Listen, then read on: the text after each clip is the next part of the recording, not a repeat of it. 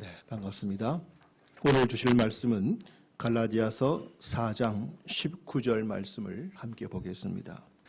나의 자녀들아, 너희 속에 그리스도의 형상을 이루기까지 다시 너희를 위하여 계산하는 수고를 하노니. 아멘. 이번 달 계속 우리가 말씀 속에서 강조하는 교훈은 우리 모두가 예수님의 형상을 닮아야 된다. 즉 영적으로 더욱 성장해야 되는데, 이것은 누구도 예외가 없는 일이고 모두가 힘을 써야 될 일이고, 그리고 주님을 닮아가는 영적 성장은 어떤 것에도 결코 양보할 수 없는 가장 중요하고 가장 우선적인 일이다는 것을 계속 강조하고 있습니다. 주님을 닮아가고 영적으로 성장한다는 것은 사실 그냥 시간이 간다고 되는 것은 아닙니다. 옛 어른들 말씀에 그냥 애는 낳으면 저절로 큰다란 말도 있었지만은 요즘 그렇게 생각하지 않고요. 저절로 크는 게 아니라 교육을 위해서 얼마나 애를 씁니까? 마찬가지로 신앙도 교회를 다니면 그냥 내가 특별히 뭘 하지 않아도 자연히 연수에 따라서 신앙이 커가는 것이 아니라 분명한 노력을 해야 한다는 것입니다. 우리가 영적인 성장, 예수님을 더욱 닮기 위해서 무엇을 어떻게 해야 될 것인가? 또 나 혼자만 열심히 하면 되는 것인가? 누구의 도움이 필요한 것인가? 이런 것들을 오늘 묵상하고자 합니다. 첫째로 오늘 주시는 교훈은 영적인 성장은 가장 중요한 일이고 또 동시에 가장 힘이 드는 일이다는 사실입니다. 인생을 사신 분들은 세상에 쉬운 일이 하나도 없다란 말을 합니다. 어릴 때에는, 젊을 때에는 마음만 먹으면 뭐든지 할 수 있다는 용기도 물론 중요하지만, 나이가 들고 철이 들고 인생을 살면서 하는 고백은 우리가 한다고 되는 것이 아니다. 세상 일이 그렇게 만만치 않다 하는 것들을 겪게 됩니다. 모든 게 다 쉽지 않은 가운데 가장 힘든 일이 뭘까 싶으면 아마도 돈 버는 것, 다이어트가 아니라 예수님을 닮는 것이 사실은 가장 어려운 일입니다. 종종 우리가 오해하는 것들이 있어요. 성경책 몇 번 읽고 성경 공부 좀 하고 또 교회 생활 안 빠지고 봉사도 좀 하고 그러면은 자연히 성장하겠지라고 오해를 합니다. 물론 말씀을 읽고 공부하고 교회 생활 꼭 그것이 있어야 되는 필수 과정은 맞지만, 보통 사람이 하는 그 정도 한다고 해서 신앙이 쑥쑥 자라거나 예수님을 닮아가는 일이 잘 되는 것은 결코 아닙니다. 오늘날 뉴스를 통해서 볼 때마다 한국 교회의 위기를 많이 이야기하는 것, 또 성도와의 문제가 아니라 목회자까지 작은 교회가 아니라 대형 교회들이 안타까운 뉴스에 떠오르는 것은 그들이 뭐 말씀을 몰라서가 아니고 열심이 없어서가 아니라 정작 주님을 닮지 못했기 때문에 그렇게 된 것을 우리가 압니다. 오죽 어려우면 오늘 본문 가운데서 해산의 수고를 해야 된다. 인간에게 고통이 많이 있죠. 이가 아파도 아프고 몸에 돌이 있어서 요로결석 같은 경우도 엄청 아프고요. 대상포진도 아프고 하지만 출산의 고통만큼 큰 것은 없을 거랍니다. 그런데 그 정도로 우리가 애를 써야 된다. 다이어트 할 때도 좀 됐나 싶으면 잠시 방심해도 요요 현상이 나서 금방 다시 또 제자리가 되는 경우들이 많이 있죠. 주님을 닮아가는 영적 성장이 너무나 어렵다는 말을 강조하는 것은 쉬운 게 아니니까 아예 엄두를 내지 말고 포기해라, 그 뜻이 아니라 우리가 당연히 해야 될 것은 분명한데 보통 느슨한 자세를 가지고는 어림도 없다. 단호하고 결연한 마음을 가지고 정말 이것에 내가 온 정성과 마음을 다하겠다고 하는 그러한 열정을 품지 않으면 그렇게 쉽게 될 것이 아니기에 더욱 우리의 자세를 확실하게 해야 될 것을 강조하는 바입니다. 또 웬만큼 이 정도면 내가 많이 됐지, 다 나에게 박수를 치고 부럽다고 또 내가 가르치기도 하고 하는데 할지 몰라도 어려운 고비가 올 때마다 우리는 여지없이 넘어지고 나 역시 별 수 없는 존재이구나 하는 것을 늘 발견하게 됩니다. 제가 의람되지만 이제 28년, 29년째 목회를 하면서 늘 느끼는 동일한 고백, 별 수 없는 인간. 인간은 누구도 별 수 없다. 직분, 심지어 목사 역시 별 수 없다. 그러나 그 별 수 없는 인간을 향한 하나님의 끝없는 사랑과 은혜, 이것이 늘 고백이 되기도 합니다. 오죽했으면 사도 바울 같은 사람도 자신을 향해서 이렇게 고백한 것을 보지 않습니까? 로마서 7장 24절 같이 읽습니다. 시작. 오호라 나는 곤고한 사람이로다. 이 사망의 몸에서 누가 나를 건져내랴. 나는 곤고한 사람이다.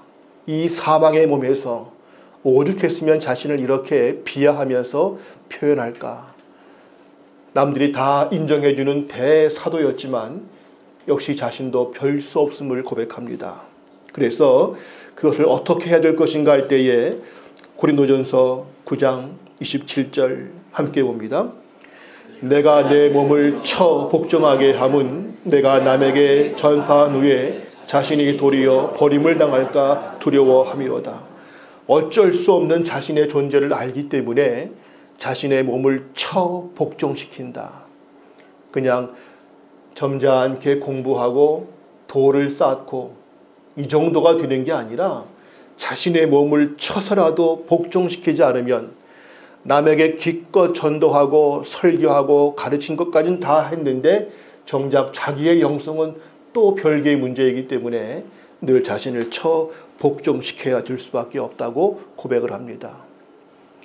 더 나아가서 이러한 영적 성장, 주님을 닮는 것은 어떤 비법이 있어서 속성으로 속전속결할 수 있는 것이 아니라 끝없는 인내와 시간이 필요함을 또 가르쳐 줍니다. 디모데후서 4장 2절을 함께 봅니다. 너는 말씀을 전파하라. 때를 얻든지 못 얻든지 항상 힘쓰라. 범사의 오래 참음과 가르침으로 경책하며 경계하며 권하라. 때를 얻든지 못 얻든지 상황이 좋든 어렵든 그거에 관계없이 우리의 역할은 복음을 전하고 가르치고 주님을 함께 배워나가는 것인데 여기에 오래 참음과 가르침을 같이 묶어서 얘기합니다.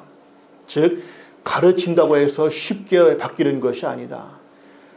잘 가르치는 게 문제가 아니라 물론 그것도 중요하지만 모든 가르침에는 인내가 필요하다. 즉 영적 성장에는 인내와 시간이 필요하다는 것을 보여주는 거죠.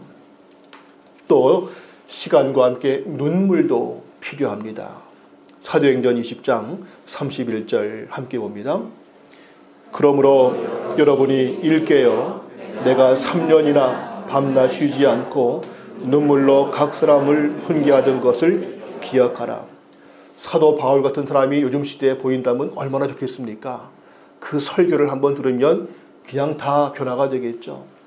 사도 바울도 한번 베드로도 설교할 때 3,000명도 회개했는데 사도 바울은 베드로에 비하면 학식이나 모든 것들은 비교할 바가 안 되지 않습니까?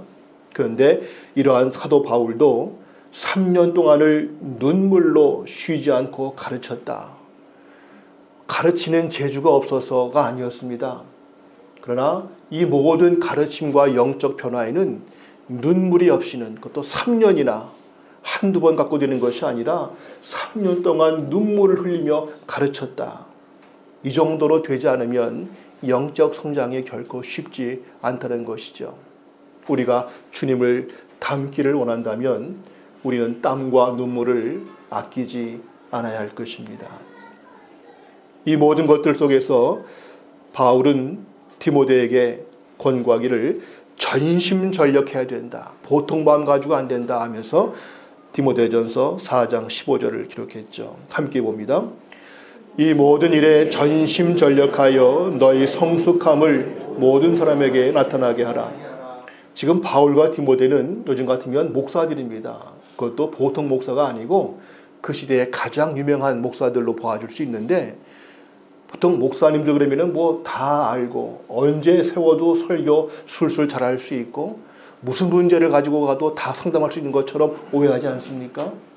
목사님들은 늘 신령해서 목사가 한번 기도해주면 다 이루어질 것 같고, 그러나 사실은 어림도 없죠. 정작 오늘 목회자들까지라도 자신의 지속적인 성장을 위해서라면 전심전력해야 된다 하는 것을 강조합니다. 그것도 전심전력이 어느 한때 1년, 3년이 아니라 죽을 때까지 끝까지 가야 될 것을 바울이 보여줍니다. 빌립보서 3장 12절 이하 함께 보겠습니다. 내가 이미 얻었다 함도 아니요 온전히 이루었다 함도 아니라 오직 내가 그리스도 예수께 잡힌 바 된 그것을 잡으려고 달려가노라. 형제들아, 나는 아직 내가 작은 줄로 여기지 아니하고 오직 한 일, 즉 뒤에 있는 것은 잊어버리고 앞에 있는 것을 잡으려고 표대를 향하여 그리스도 예수 안에서 하나님이 위에서 부르신 부름의 상을 위하여 달려가노라.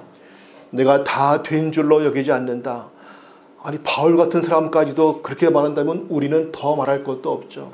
난 아직도 다 된 것이 아니라 난 지금도 계속해서 달려가야 된다. 언제까지? 주 앞에 설 때까지 표대를 향하여 달려가야 된다. 이제까지 보신 말씀들, 우리에게 영적 성장, 주님을 닮아가는 것은 가장 중요하고 누구나 꼭 필요한 것인데 결코 쉽지 않다.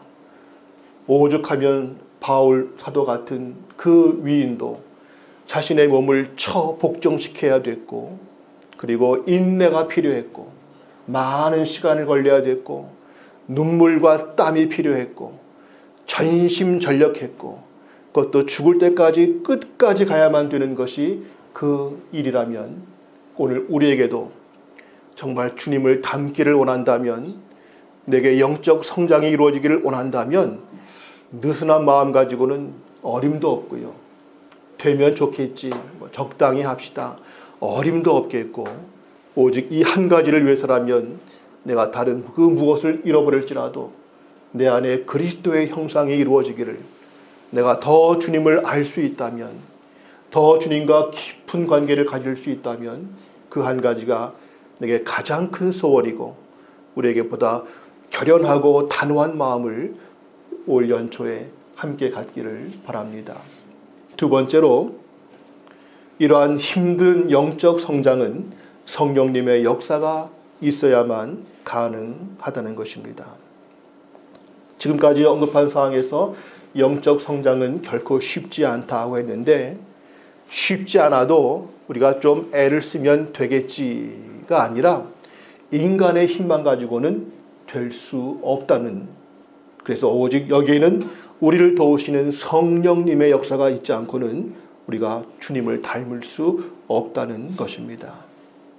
하나님의 구원의 역사와 모든 우리의 성장 과정에는 오직 성령의 역사가 매 순간 필요합니다. 고린도전서 12장 3절 말씀을 함께 봅니다. 시작.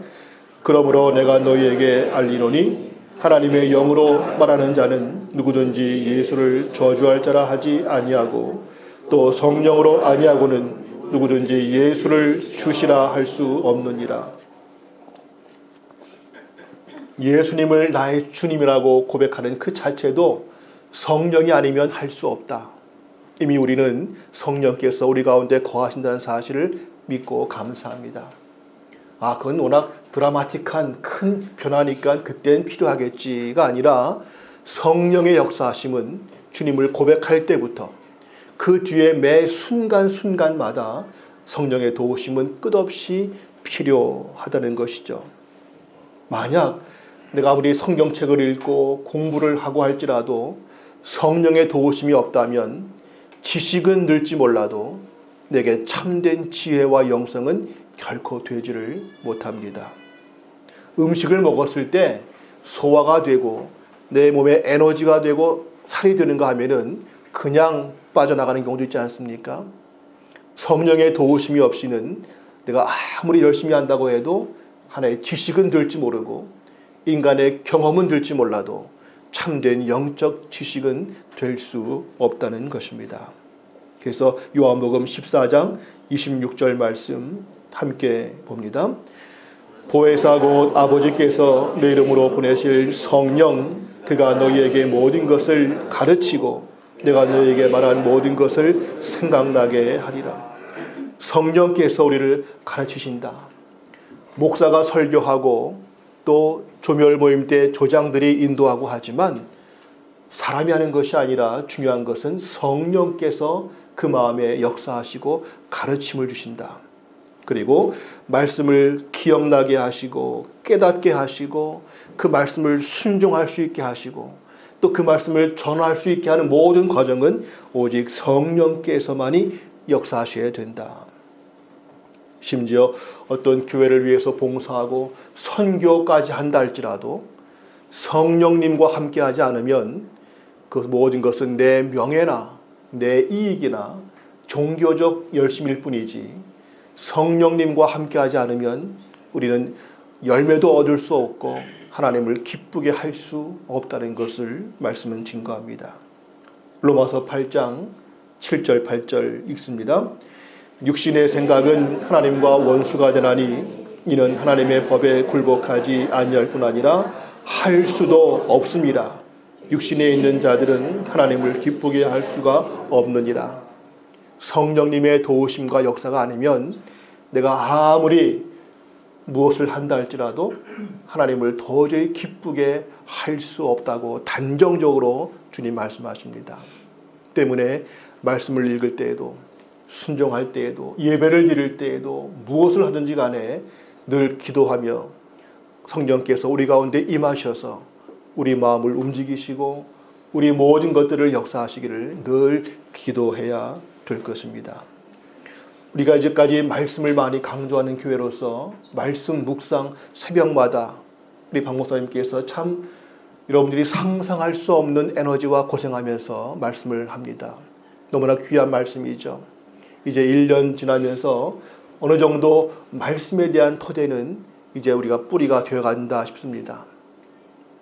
올해 더욱 우리가 애를 쓰고 싶은 것들은 묵상과 함께 말씀 통독을 더 하고 싶고요.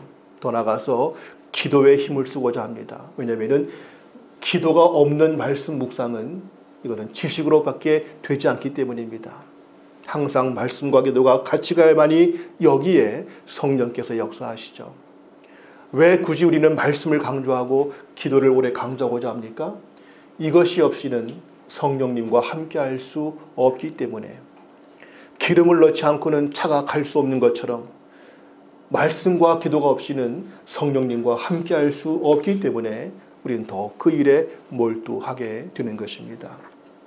이제 세 번째로 우리가 영적 성장 주님을 더욱 닮기 위해서 성도들은 서로에 대해 영적 책임을 갖고 협력해야 한다는 것입니다.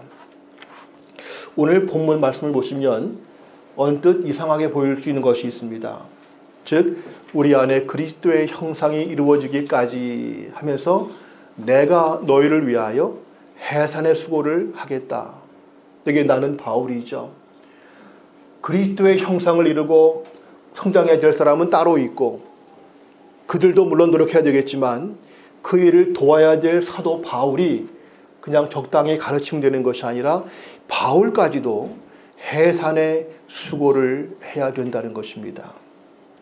본인도 물론 해야 되겠지만 그것을 함께 도와주고 이끌어줘야 될 그 사람이 꼭 필요한데 그 사람도 적당히 하면 되는 것이 아니라 오히려 그 본인보다도 도와주는 사람이 더 애를 써야 될 수도 있다는 것을 보여줍니다.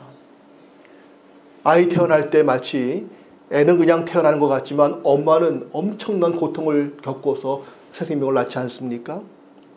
아이를 키워나갈 때에도 정작 커가는 것은 자녀이지만 그 커가는 자녀를 위해서 쏟는 부모의 노력과 눈물과 땀은 본인 상상할 수 없는, 그래서 부모가 돼봐야 부모의 은혜를 안다는 말처럼 아이들은 공부하는 자기가 제일 힘든 줄 알지만 그 공부하는 아이를 위해서, 그의 성장을 위해서 부모의 도움이 엄청 더 큰 것처럼 우리가 누군가 영적으로 성장하기를 원할 때에 본인도 물론 노력을 해야 되겠지만 그를 둘러싼 모든 사람들이 정말 해산의 수고와 같은 그러한 노력을 함께 하지 않으면 안 된다 하는 것을 오늘 강조해 주고 있습니다.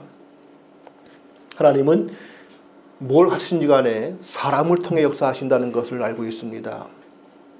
그 사람을 통해 역사하시는 바로 성도들을 통해서도 영적으로 성장시키고자 하시고, 결국 우리들은 하나님께서 사람들을 변화시키는 그러한 성령의 도구로 쓰임받게 됩니다. 때문에 우리는 언제라도 내가 늘 말씀으로 충만하고 늘 기도하며 깨어 있어야 될 이유가 무엇인가? 그 이유 중에 하나가 내가 언제 누구를 어떻게 만나서 그에게 어떠한 도움을 줘야 될지를 모르기 때문에 우린 언제라도 마치 기업에서 에이센터가 항상 준비하고 있다가 전화 걸면은 바로 출동하는 것처럼 우린 내 주변에 있는 모든 사람들이 주님을 더욱 알아갈 수 있고 만날 수 있도록 언제라도 깨어 준비하면서 그들을 위한 영적 AS센터가 되어야 된다는 것을 보여줍니다. 우리는 언제라도 누구한테라도 영적인 도움을 줄 수 있어야 되겠고, 또 동시에 우리 주변에 있는 다른 사람들로부터 영적 도움을 언제고 받을 수 있어야 될 것입니다. 그러려면은 내게 들려오는 모든 말들, 내게 보여지는 모든 현상들 속에서 왜 내게 이러한 말이 들릴까? 왜 지금 내 앞에 이러한 일이 벌어질까? 할 때 그 속에서 하나님의 음성과 뜻이 있지 않을까? 내게 지금 무엇을 원하실까를 유심히 볼 수 있는 영적 분별력과 영적인 겸손이 필요합니다. 즉 우리는 두 가지 역할이 있는데 내 모든 주변 사람들을 향해서 내가 그들을 믿음으로 돕는 자가 되어야 되겠고, 동시에 그들로부터 내가 은혜를 깨달아 알 수 있는 그러한 영적 스승들로 많이 섬겨야 될 것입니다. 우리가 서로가 서로에게 영적 책임을 갖고 있다란 말을 할 때에 몇 가지 관계들이 있습니다. 목회자가 있고 성도가 있죠. 성도를 위해서 목회자가 도울 것이 있습니다. 성도 서로 간에 도울 것이 있습니다. 또 성도가 목회자를 위해서도 도울 것이 있습니다. 그 세 가지를 오늘 이 시간에 짧게 봅니다. 먼저 목회자가 성도들을 위해서 영적 유익을 주는 역할을 해야 한다는 것이죠. 데살로니가전서 2장 11절 말씀을 함께 보겠습니다. 시작. 너희도 아는 바와 같이 우리가 너희 각 사람에게 아버지가 자기 자녀에게 하듯 권면하고 위로하고 경계하노니. 바울이 초대교회 사람들을 향해서 하는 말이 내가 아버지 같은 마음으로 너희를 권고했다. 목회자의 역할은 성도들을 온전히 준비시켜서 하나님의 거룩한 자녀로, 그리고 온전한 그리스도의 모습으로 이루어가도록 돕는 역할을 하는 것이 제일 중요한 역할입니다. 때문에 좋은 목회자와의 만남은 너무나 귀한 축복이지요. 목회자인 저희들은 더욱 좋은 목회자가 되기 위해서 늘 노력을 하고 앞에 것처럼 전심전력해서 성장해야만 됩니다. 목회자는 성도들에게 분명한 비전을 보여주고 하나님의 뜻을 나타내 보여주어야 됩니다. 그리고 잘 가르쳐야 되겠고 열정도 중요합니다. 더 중요한 것은 성도들을 진정으로 사랑하고 성도들을 목자의 마음, 아버지의 마음으로 품어줄 수 있는 목회자가 되는 것이 중요하죠. 더 중요한 것은 목회자 자신이 예수 그리스도를 닮은 성품으로 예수님이 주시는 그 능력을 가지고 십자가의 삶을 걸어가며 그 십자가의 삶을 본으로 보여주는 것, 이것이 가장 중요한 목회자의 역할일 것입니다. 요즘 인터넷 또 언론 매체를 통해서 설교는 내가 원하는 대로 마음껏 들을 수 있습니다. 마치 설교 전쟁시대 같이 어떤 것도 다 들을 수 있는 시대입니다. 문제는 듣기는 잘 듣는데 진정 십자가의 삶을 살아가는 목회자를 가까이서 볼 수 있다는 것이 우리에게 너무나 중요합니다. 저희들이 그렇게 될 수 있도록 많은 기도를 부탁드립니다. 두 번째로 성도가 성도 간에 서로 영적 책임과 역할을 할 것들이 있다는 것입니다. 하나님은 우리 모두에게 영적 은사를 다 주셨습니다. 고린도전서 12장 8절 말씀 함께 볼까요? 시작. 어떤 사람에게는 성령으로 말미암아 지혜의 말씀을, 어떤 사람에게는 같은 성령을 따라 지식의 말씀을. 하나님께서 우리 각자 모두에게 내가 아직 몰라서 그렇지 한 명도 예외 없이 다 은사를 주셨습니다. 그 은사 중에는 여러 가지가 있는데 어떤 분은 지식의 말씀과 지혜의 말씀을 받은 분들이 있습니다. 어떤 분은 참 잘 가르치는 분이 있고요. 상담을 잘하거나 또 어떤 기도를 잘하거나 뭔가 나름대로 영적 은사를 다 주셨습니다. 그거 그냥 묵히면 안 되고 꼭 써야 됩니다. 교회는 그분들이 받은 은사를 활용할 수 있도록 장을 만들고 함께 그 사역을 발전시켜 나가면서 열매를 거두도록 힘써야 됩니다. 때문에 교회 내에서 받은 성도들의 은사가 죽어 있다면 그건 목회자의 책임이고 교회의 책임이기 때문에 모두가 활용될 수 있도록 해야만 됩니다. 그런 가운데에서 지혜의 말씀, 지식의 말씀이 있는 사람이 있는데 또 그 외에도 누구나가 다 말씀을 깨닫게 됐을 때에 서로 피차 가르치는, 어느 한 사람만이 아니라 서로가 서로에게 서로 가르치는 역할이 꼭 필요합니다. 골로새서 3장 16절 말씀 함께 합니다. 시작. 그리스도의 말씀이 너희 속에 풍성히 거하여 모든 지혜로 피차 가르치며 권면하고 시와 찬송과 신령한 노래를 부르며 감사하는 마음으로 하나님을 찬양하고. 너희 속에 그리스도의 말씀이 풍성히 거해서 그 말씀을 가지고 피차 가르치라.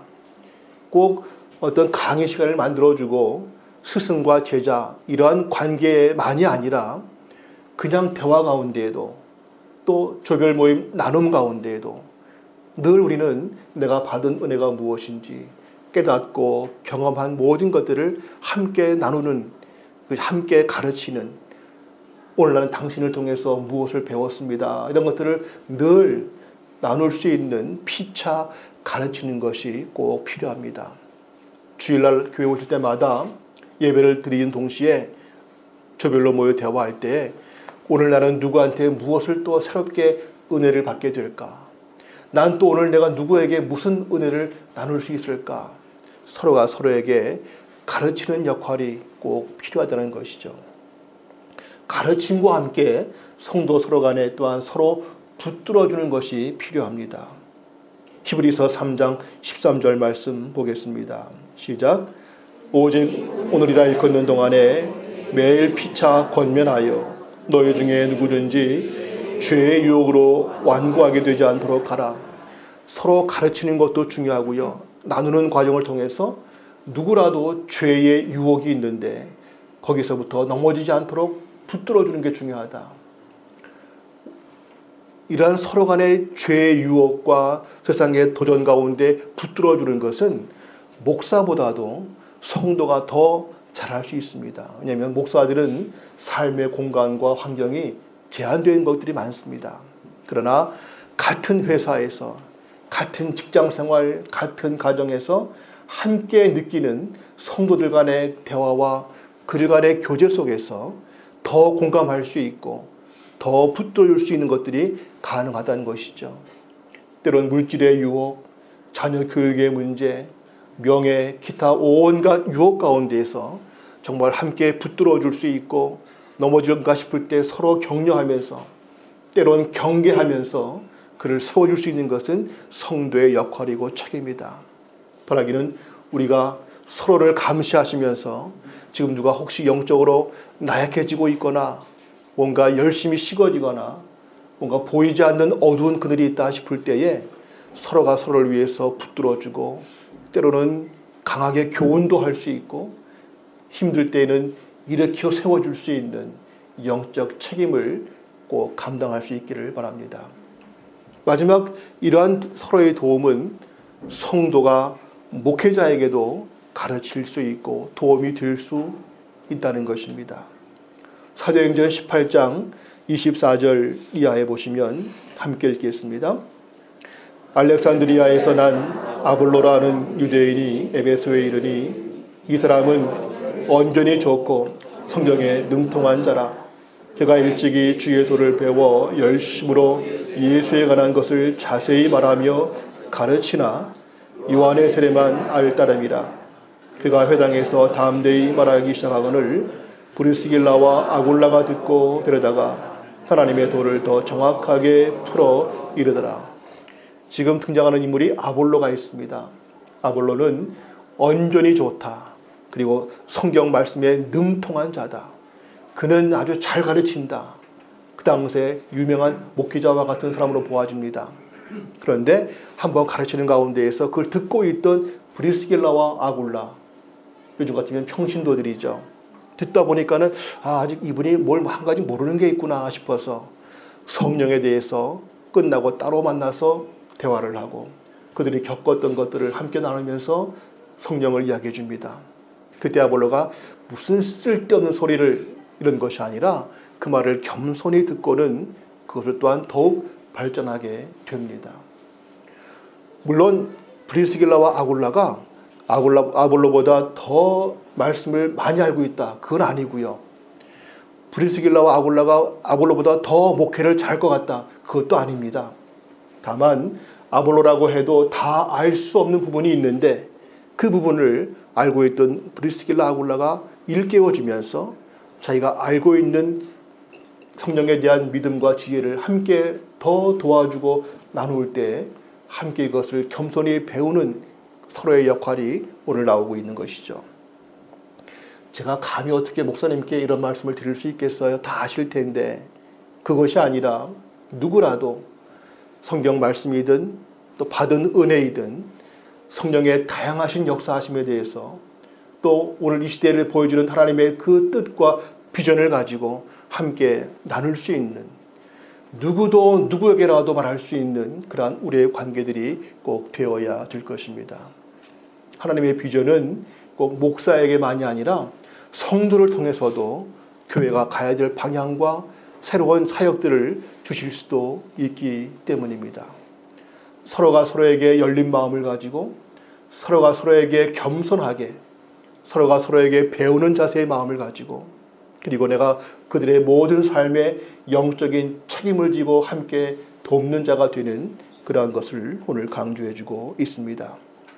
마치면서 우리는 인정하든 인정하지 않든 주님 안에서 한 지체, 한 가족이고 끊을 수 없는 관계가 되어 있습니다. 즉 서로가 섬겨야 될 대상입니다. 이 서로를 섬긴다는 것 가운데에는 말씀으로 가르치고 권면하고 지켜주는 일이 꼭 필요합니다. 동시에 서로에 대해서 겸손하게 항상 무엇인가 배우고자 하는 그러한 자세도 필요합니다. 바라기는 우리 함께하는 교회 공동체가 한 사람도 예외 없이 시간이 갈수록 점점 변화가 되어 해가 갈수록 달이 갈수록 주님을 더 깊이 알고 주님과 함께 깊은 만남을 갖는 일들이 많아지기를 소원하는데 어떻게 그것이 가능한가 싶었더니 목사와 성도가 서로 간에 영적인 은혜를 끼치고 함께 기도해 주면서 영적 책임으로 힘을 넣어주고 말씀의 교제, 기도의 교제, 성령의 교제가 함께 있는 그러한 공동체구나 하는 것을 우리 모두가 볼 수 있기를 바랍니다. 지금도 물론 조별 모임과 또 카톡을 통한 여러 가지 교제 감사합니다. 최근에 우리 가운데 어떤 분이 수술할 때 여러분들이 보여주었던 카톡을 통해서 정말 기도하는 것을 느낄 수 있는 뜨거운 사랑 너무 감사합니다. 지난 주간에 우리 가운데 한 분이 장례를 치룰 때에 정말 여러분들이 그 보여주었던 사랑은 제가 이제까지 다른 교회에서 보지 못했던, 형식적인 인사는 다 하지만 그런 형식적인 인사가 아니라 정말 함께하고 싶은 그 오가는 왕복 시간, 서너 시간을 마다하고 오셔서 잠깐 보고 가시는 그 노력들, 피곤한 가운데도 밤늦게 달려오고 몸이 아픈 가운데도 달려와서, 지난 주일 교회도 빠진 분들이 아픈 가운데도 거기를 달려와서 함께 위로하고, 이런 모습들, 또 가지는 못하지만 이렇게 저렇게 연락처를 취했던 모든 몸들 너무나 눈물 날 만큼 감사했고 또 너무나 감격스러웠습니다. 이것이 그런 것만이 아니라 우리가 말씀으로 서로 붙들어주고 정말 서로 기도해주고 한 사람이라도 넘어지지 않도록 서로가 서로에게 영적 책임을 가지고 그 본인보다도 더 오히려 우리가 애를 쓰면서 해산의 고통도 기꺼이 감당할 수 있는, 왜 정작 문제는 내가 있는데 왜 당신이 더 이렇게 수고해? 정작 문제를 안고 있는 나는 기도를 조금밖에 안 했는데 왜 당신이 금식까지 하면 기도해? 할 만큼 남이 더 오히려 그를 위해서 해산의 수고도 할 수 있는 그러한 공동체가 우리 가운데 있기를 원합니다. 가능한 것은 주님께서도 우리를 위해서 기도하고 계시고 성령께서 우리와 함께 하시기 때문에 이 모든 것이 가능할 줄로 믿습니다. 기도합니다. 살아계신 아버지 하나님, 성령께서 우리 가운데 역사하심으로 주님을 고백하게 하시고 또 구원과 함께 날마다 성장할 수 있는 은혜의 길로 인도하심을 감사합니다. 그러나 아직도 우리는 갈 길이 멀고 아직도 내 안에는 육신의 모습이 많이 남아있고 그리스도의 형상은 너무나 미미한 것을 고백합니다. 내 자신의 몸을 처복종시키고 오랜 시간 인내하면서 눈물과 전심전력의 수고가 필요할 줄로 압니다. 좀 더 단호한 마음을 갖도록 주님 인도해 주시옵소서. 그리고 모든 과정에 있어서 성령님을 의지하며 기도와 말씀에 더욱 힘을 내게 하옵소서. 또한 혼자서 할 수 없는 이것, 주님은 사람을 통해 역사하시는 것을 알기에 우리 모든 성도들이 직분에 관계없이, 남녀노소 나이에 관계없이, 거리에 관계없이 서로가 서로에 대해서 관심을 가지고 서로가 서로에게 말씀을 나누고 서로가 서로에게 무엇인가 배우고자 하는 겸손한 자세를 유지하며 서로의 은사를 존중해주고 또한 서로에 대해서 영적 책임을 질 수 있는 그러한 공동체가 될 수 있도록 성령님 역사하여 주시옵소서. 예수님의 이름으로 기도합니다. 아멘.